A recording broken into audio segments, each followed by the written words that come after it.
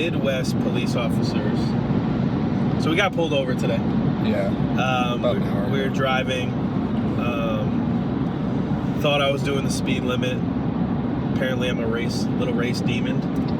I was doing 70 in a 60. Yeah, Mike just found cruise control, and he uses it like no other person on the planet. I really think it's like a video game to Mike right now. I really think he hasn't put his foot on.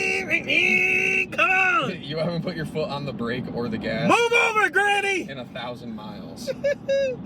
Nah, but yeah. So seeing a van, seeing two strapping young gentlemen like ourselves, like us, with some boxes and California plates, probably raised a little suspicion. Yeah.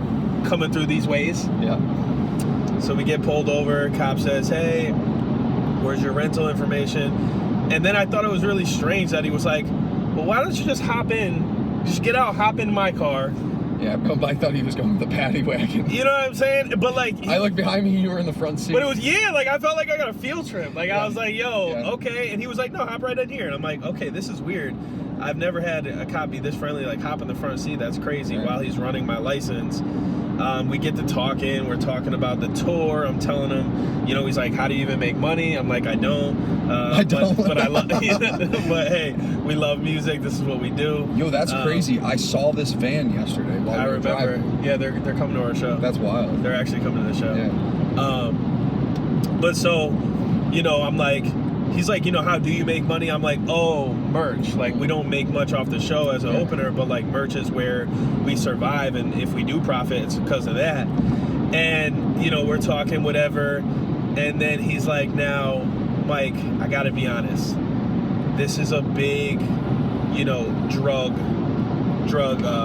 route. Yeah. I wouldn't be doing my job if I didn't ask what's in the back of your van." I'm like, "Dude, go look. I don't care." Yeah. If I was still smoking crazy, and we had the that was the first the Shiva in here, yeah. And it wasn't. It wouldn't have been a little bit. How freeing did it feel to know, like, you're not getting me for nothing. Right. You can't get me for nothing. Yeah. You don't smoke anymore. I'm stone cold. The car sober. doesn't smell like weed. Yeah. You know what I mean? There's no, like, I didn't have to eat a blunt. You know what I mean? There's like, we didn't have to hide anything. All I was nervous about was getting a speeding ticket. But yeah, dude, he opened the van, he looked, he didn't even touch the boxes, and he said, "Hey, have a good day. Hope the shows go well and hope you make a lot of money," and didn't even give me a ticket. So there's some great ones out there. That was a great experience. I enjoyed that guy. He treated me like a human, and I treated him one like that back. I don't know if I'm speaking properly. You treated him like one bag. Got you. There you go. There we go. Tongue twister. Sometimes I need help. Yeah. We know this. But yeah, as soon as you start singing, you're fine. Exactly. And even then, sometimes I'm fluffing some words on stage, but luckily nobody ever has called me out. But we got about 5 hours left, maybe like 4.5 hours left. Ooh, that ice cream. Great. Wow. 4.5 hours left to complete a 24-hour ride. Yeah. Tomorrow is show day. Oh my God. I mean, my mustache is coming in. Yeah. Your beard has grown at least a quarter inch. Yeah. But it doesn't feel... It's not strenuous. Yeah, really I'm not like, oh my God, I want to get off the road right now. Like, do I want to drive until dark? No. But I am happy that we're not going to be eating at a rest stop. I am happy that we're going to have a nice meal.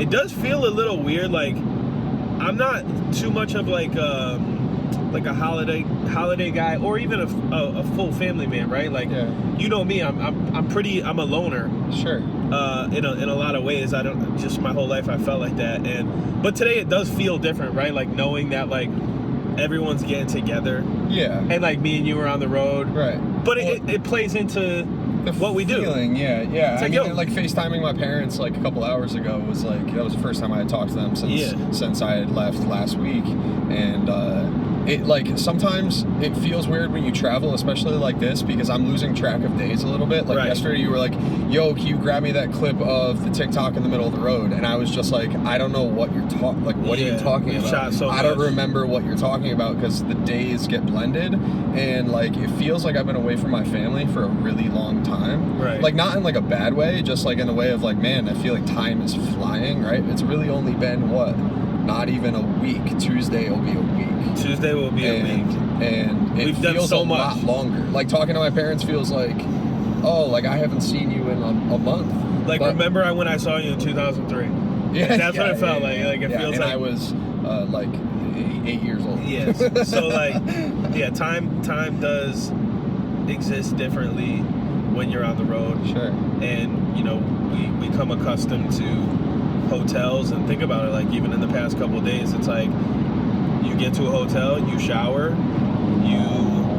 you know, go to sleep, you wake up the next day, you have the whatever breakfast they call breakfast for you, and then you hit the road.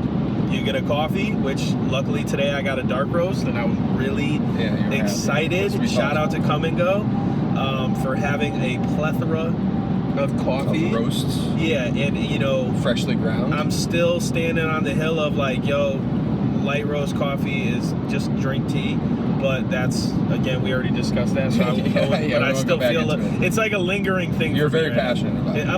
No, I am. Yeah. Okay. There's a question, and I thought it was kind of a silly one, because it's actually part of the question is about silliness. Gotcha.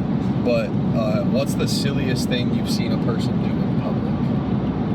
Oh, man. If you can even recall anything, because you're pretty silly yourself. And the first thing that came to mind was actually all your TikToks in public, like right off the rip at the beginning. And like people thought you were pretty silly. I mean, they thought you were talented, but they were like, this man is like a silly person.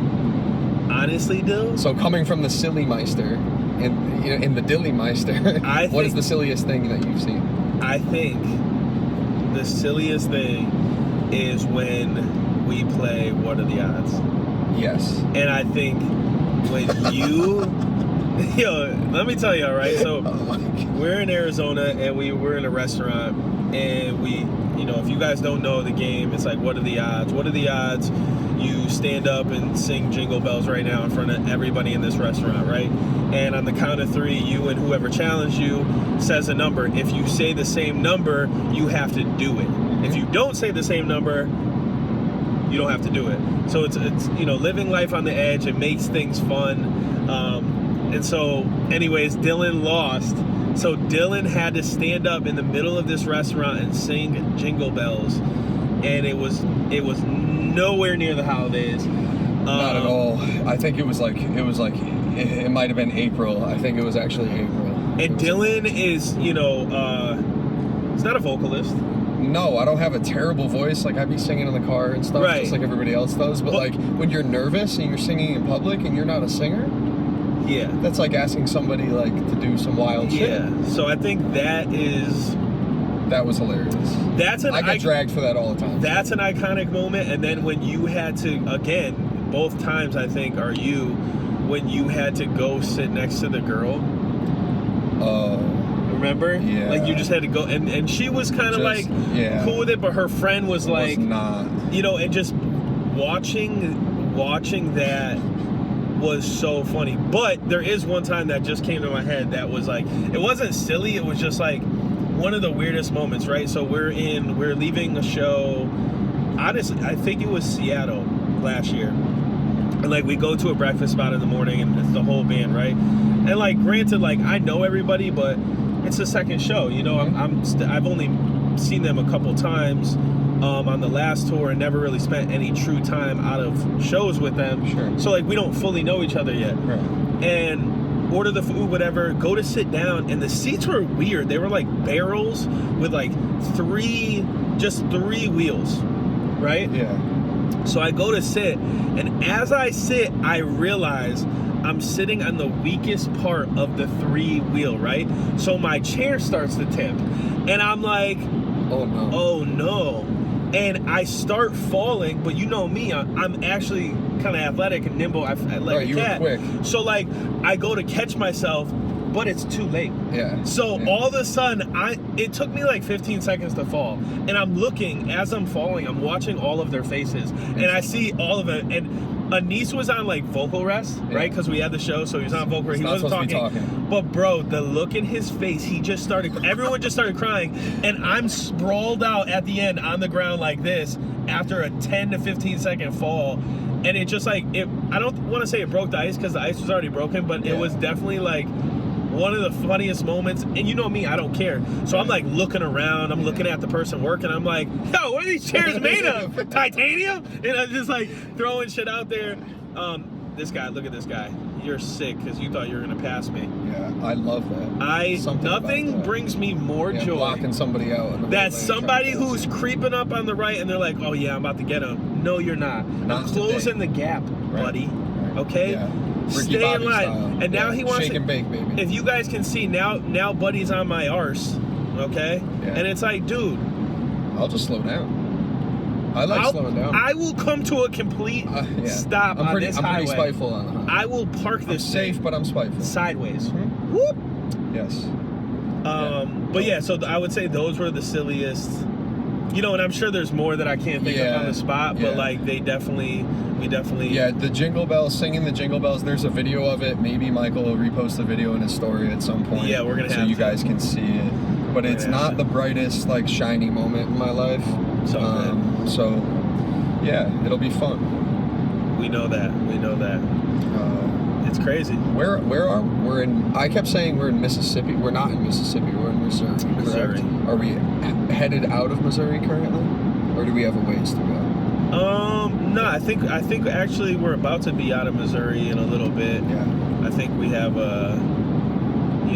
again, like 4 hours. We're driving into Indy, so no. Wait, yeah. Indianapolis is in Indiana. Yeah. Okay. Yeah. For a second I thought it was in Missouri. So that's crazy. All right, cool. Yeah. Yeah, no, I mean, hey, I'm excited. Show day tomorrow. I feel like it's been forever to get there. I just want to get there and do it. Yeah. You know, you have a totally different perspective on that. I feel like I might be more nervous than you. Nervous isn't the right word, because, like, nervous is usually something that you describe, like, when you have, like, a performance of some sort to do. Like, you have to execute something. And I'm definitely not nervous about creating content. Like, that's what I do. I do this. But I think it's like... What? Yeah, I slipped it in there. You saw? Yeah, I like how you did it. Yeah. You can. Hey, we're family, so what's mine is yours. Oh, okay. So I have a pass card. Of course. Okay. All right. Thank you. Anyways. Yeah. Yeah. Like, I have crazy social anxiety. Yeah. Like, sometimes, like, it depends on the day and, like, the scenario. Maybe how much. Which is weird because you can hold a conversation with anybody. Yeah, but inside I'm shaking. See me, I just don't even want to talk to somebody. Yeah. So. You know, I guess the question I could ask you is, like, I ask this to every performer, and, like, sometimes athletes, if I, like, come across them and get to talk to them, because I'm an athlete myself, but, like, I get nervous as hell up there.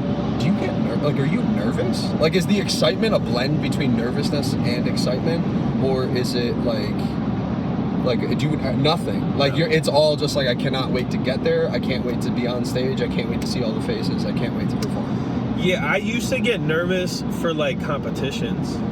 Okay. If there's a winner and a loser, then yeah, I used to get nervous. Right. You know, when I did the Apollo and all that stuff, there was nerves because I'm like, what if I lose? Okay. You know, what if I'm not prepared enough? Yeah. Now, it's like, bro, this is my music. Right. I wrote it. You're proud of it. But I guess my point is that it's like, no one's gonna perform my music like me. I made it. It's mine. Yeah. You might be able to sing it better, maybe, but, like, you're still not gonna sound like me, like the artist. Right. So I always think about that, where it's like, dude, I'm just doing.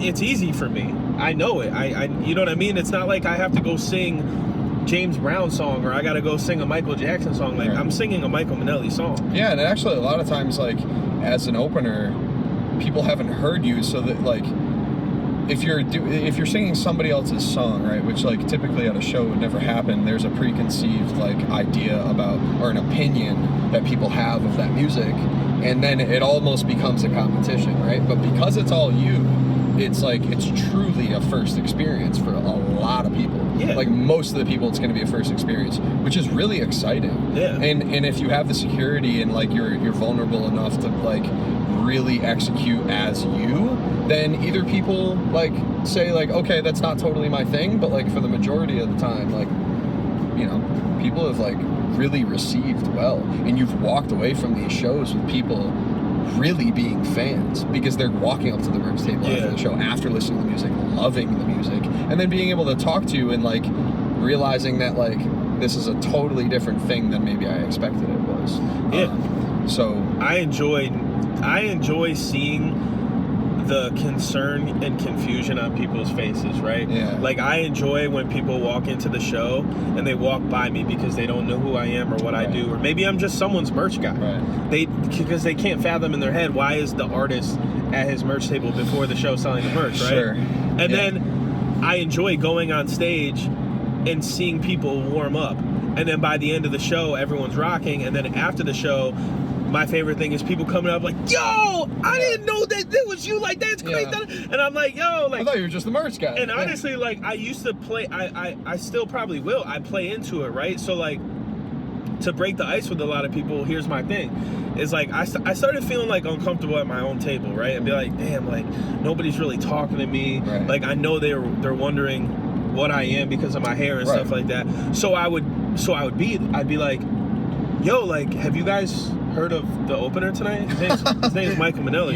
You haven't. Yeah, no, mad times. And they'll be like, no, I never heard of him. I'm like, really? I'm like, you know what? Like, so I sell his merch, but like, I genuinely want to know what you think about his set. Yeah. So like, yo, after the show, just let me know. Just come back up. Just on your way out, let me know. And they're like, no, we will. No, we will. We, you know, and it's so funny because then after the show, people come up and they're just more like, you know, it's an icebreaker. Like they're like, yo, how come you didn't tell me it was you? And it's like, because I don't want any judgment. Like I want that pure, honest opinion. Because yo, there's been some people that walk by me and they'll see the merch, they'll be like, yo, that merch is fire, and they'll be like, oh wait, that's the opener. Like I don't know that guy. I'm not here for him. And they'll say it out loud right in front of me, and I'm like, ooh. Yeah. So now it stings. It stings a little bit, but then I'm like, yo, I gotta get them to be a fan, because if after the show they come up and buy a shirt from me, and they support me, then I know I did my job. Right.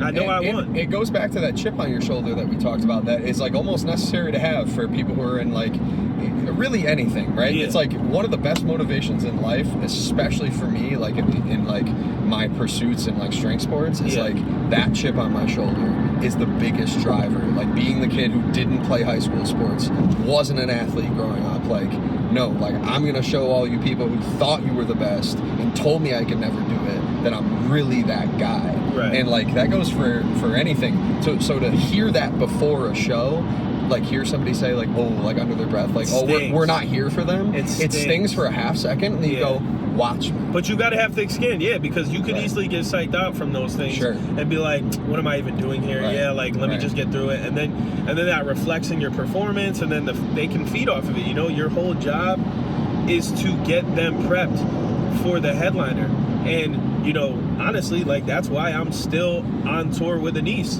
because I have gotten those shows so primed and ready to go that, like he said, he's like, bro, I never have once had to worry about the people being ready for me to come out. Like they're on, and honestly, a lot of his fans will come up to me and be like, yo, honestly, I wasn't expecting this type of show. They'll be like, yo, I got high before this. I thought this was gonna be a chill vibe, and I'm sweating and I was jumping in the crowd, you know. So, and I take pride in that. It's like, well, that's what you should feel. You should come and be able to exert energy that you didn't think you were going to, or just like forget about the world for a couple hours. Forget about your stresses. Forget about your problems. Forget you probably spent, you know, too much money the day before or something like that. So it's like, because I know I do it. You know, if I go and watch a movie or see a comedy show, for that moment in time, that's what I'm focused on. That's all I care about. And when I leave, I can be like, wow, that was a stress reliever. You know, it really helped me like realize that life isn't that terrible or that hard, or I'm not too stressed, because I was able to break away for a little bit and kind of like center myself and refocus. Yeah. Well, dude, like, I don't know. Music for me, I think my whole life, like my family is musicians. Like Pat's the producer. Like, he's been playing keys since he was 3 years old. But like, I grew up with my dad being a drummer, and like music has always been really, really important to me, and like always been a huge part of my life. But I think probably like 6 or 7, maybe 8 years ago, like I had just gotten to school at Mass Art in Boston, and like, you know, feeling kind of alone, like in a lot of circumstances. Yeah. Music became extremely important to me. That's not good. Oh, you saved it. It's all good. Music it became really, really important to me. Yeah. And I found artists that really genuinely, like, were it sounds a little corny and like cliche, but like therapy, right? Yeah. It would like 100% take my mind off my current state, and not like bring me somewhere else, but like shift my perspective a little bit. There's so many bits of music that I can listen to that like can turn on adrenaline when I'm training, or calm me when I'm anxious, or like just kind of track my mind somewhere else, like make me like think about like my relationships maybe, and like my friendships and my family. Like, there's music that makes me cry, there's music that makes me laugh, that smile makes me feel like larger than life. There's all these things, and to be in your shoes, to have people look at you and really realize that like, oh, there's people who are using your art and your music as a way to shift their perspective in the same way that I felt. It took me a little while to like see that in you, because obviously like we're like brothers, and you've known me since I was like 14 or 15 years old. So it's like, it's hard to see like in like lack of a better term, like a family member in that light. But it's got to be a crazy thing to feel that on stage, and even meet people who listen to you prior to the shows who are like, you're like one of my top listening artists. Yeah, it's gotta be a wild feeling. It is. I think two things is like, number one, like having friends, family, or even like people that I've never met send me videos of their like kids listening to the music, and like, you know, Austin, like my best friend, his kid like could only fall asleep to coffee, you know, or like even same thing with Futuristic, like Cadence, like anytime you put on coffee, like it calmed him, right? And it's like, it gives me so much joy to know that like my nephews and you know, other children are listening to this music, and it's helping them calm down or focus or stuff like that. And then also with people in general, like battling things, you know, people will be like, yo, I'm going through a really tough time, and like your music helped lift me out of that, or gave me strength, or focus. And you know, even just like being able to interact with them, like people are always like, yo, I never thought you'd respond to me. And it's like, dude, like if you hit me on some, you know, I'm going through some, like, I'm gonna give you the best I can. So a lot of times I don't know personal experiences in their shoes, you know, so I'm giving outside looking in advice, but I'm just like trying my best to be there for people like music was there for me as I was growing up. Well, something that like that you just said that makes me think, right? Like you said, like sometimes I don't, like I've never been in your shoes, so like I don't really know how to help, right? But one of the crazy things about like life that I've realized a lot in the last couple of years is that asking for help from somebody might help that person more than it helps you, right? To give somebody the trust and responsibility and coming to them and saying, I need your help, like, and asking them for advice on something might help the person that is, you know, the person helping than the person who needs the help. So in your shoes, like with your fans, like I've seen what you do is like, not only do you like, you go on live and you say thank you, like you guys don't understand, like I wouldn't be here without you. You go out there and you say, I need your help. Right? Asking for people's help who are fans, who may be struggling with something, big, small, whatever, and like that response might be big or small, but like for them to feel like they're a part of something that's greater than them by reaching out and helping you do something after you've asked them for help, it might help them more than you realize.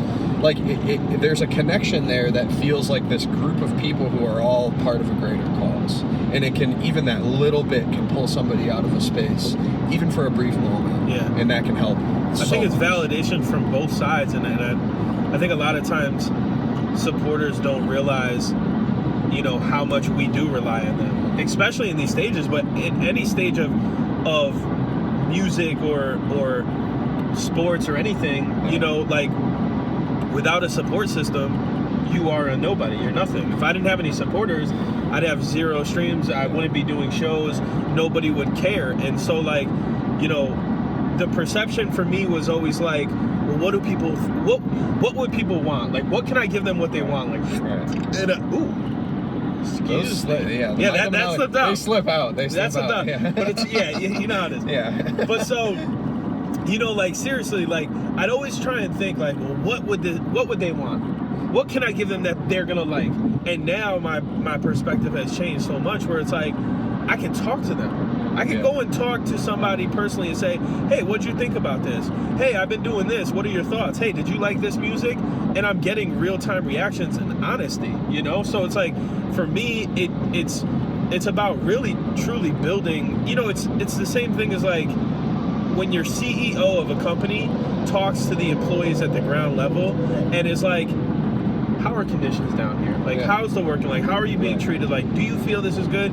Should we go to a 4-day work week? Do you want to work from home? Like, I feel like that's like the new way of thinking, where it's like, yo, you gotta, I care and I listen and I want to know. Like, I don't think everything that I think is right and everyone else, if they go against me, is wrong. Not at all. A lot of times I'm like, Dill, what do you think? Right. You know, Tim, what you think? Zach, what you think? Pat, what you think? Massive amounts of humility. Even my friends, even people who don't make music, who are consumers, because they are so unbiased and their opinions are they're the people that are gonna support. You know, like, truthfully, the people in our camp aren't the ones streaming my music all the time. Yeah, not absolutely. I mean, I feel like I've heard so much of it over the years. I do. There are songs that I keep in a rotation, but like, you're absolutely correct, right? It's like, because it goes back to the idea that, like, excuse me, like, we're so close that, like, it's almost hard for us to see each other as anything other than like Mike, my brother, and Dylan. You know what I mean? It's by the time the creative process is done, you're moved past that. Sure. Right? So because it's like part of it. Like, when I put out Long Way From Home, I was off that. I was working on the next album, you know? But then I have to re-energize myself, because the people that support me, they're getting this now for the first time. Sure. And so I have to live in that moment with them. But I think that's what it is, right? Like, I'll show you records, and then 3-4 months later, those records come out. You've already heard them, processed them, you know, lived with that feeling of them for a little while, and moved on. That's why, honestly, I stopped showing a lot of my friends and sending them records early, because by the time it came out, they're like, yo, what's new? And I'm like, dude, this you know? Is new. Yeah, so like, now, you know, I'm a little bit more, I don't search for validation from my friends on if a record's good or not. Sure. Right? And I think that's what we used to do, is like, play it for them, be like, yo, check out this new hot shit. Sure. You know, and it's like, now it's just like, they're gonna have a totally different perspective on it. The same way that I look at you and I go, yo, we're so close, like, it's hard for me to even wrap my arms around this. They're gonna be the exact same way. Right. You know? I mean, they love everything, you know, but also are very honest with me too. Like, I know which records they're gonna gravitate towards more, and which ones they're gonna be like, yo, Mike, this is too pop for me. Right?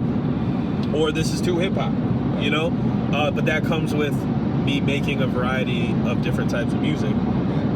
So, yeah, it's crazy to, you know, to be in this era of music, right? Because back in the day, you know, there was like this mysteriousness of an artist. You never knew what Michael Jackson was doing. You didn't know what Usher was doing. You know what I mean? Like, we still don't know what Beyonce does. You know, and she's kind of like Usher, Beyonce, Justin Timberlake, like, they're kind of like the last of the Mohegans when it comes to like that era of music, where you absorb them for their music, and you don't know their day to day. Today's artists, like, I can show my breakfast and people can relate. Like, you know what I'm saying? I show you every aspect of my life, and it makes people feel more connected. Because the reality is, we are all human beings. We all do the same things. It's not like I drive a car any different than anyone else. We get in bed and we go to sleep the same way. I just sleep with a nice fan. You know what I mean? So, but like, you know, I think I used to hate the thought. I used to hate the thought of showing people my everyday life, and you know, but now I kind of appreciate it way more, because I think ever since I started giving people an inside look as to who I was, it really let people connect with me and latch on and be like, hey, like, yo, Mike is real. You know what I mean? Because, bro, you know how this industry is. There's so many people who put a face on or put a show on for the camera, at least, or hide or mask, mask, you know, what they really feel about themselves, and they're only giving people what they think they want. But I think the reality is like, yo, we all face battles, we all go through things, and at the end of the day, like, I never want somebody to think that like I can't sympathize or empathize or relate to everyday normal issues. I've been behind on bills. Like, I haven't known where my food's coming from. I didn't know where I was gonna live. Like, you know, couldn't afford the crazy clothes. You know what I'm saying? Like, had to work crazy jobs and hours to save up bread to buy a car so I can get around. Like, I've done, you know what I mean? Like, no, I can honestly say, like, I've worked some of the craziest jobs in the world, and I know it. Dude, like, my first job ever, hot dog cart guy. Wow. Yeah. You know, slanging hot dogs and beers. How old were you? I think I was like 16, 15. Right. You know what I'm saying? Yeah. Like, bro, I was one of the dudes in the mall at a kiosk selling cell phone cases. Oh, that's crazy. You know what I'm saying? Everybody hates those. But I did it great. I was great at it. People didn't. Nobody hated my. Bro, I worked at Abercrombie and American Eagle. Yeah. You know what I'm saying? Like, in the stock rooms. Right. You know, like, I landscaped. I did flooring. I did roofing. I did like just. I did all the things you can, and obviously painting. You know what I'm saying? Yeah. So like, I've done all the blue collar work. And that's why I can relate to so many people, because I know what it's like to go and bust your ass. And same with you. You know what I'm saying? Like, we know what it's like to have to work to survive. Yeah. And so that's why I never take this for granted, bro. Like, because we are afforded the ability to travel the country and do what we love, and I know that can get taken away at any time. And honestly, a lot of times I'm thankful that I have those skills, because a lot of musicians or a lot of people in the entertainment industry, they wouldn't know what to do. Right. Let alone how to do it. If that shut down, like, yo, I pride myself on knowing, like, yo, I can survive. I can go make money doing a plethora of different jobs in this world. Yeah. And you know, I'm thankful. So yeah, with that said, I'm excited. I'm excited to start this next chapter. The Spencer Sutherland tour starts tomorrow. We're gonna go. We got a couple hours left. We're gonna crush some food tonight. We're gonna get some rest. We're gonna prep. We're gonna charge our batteries.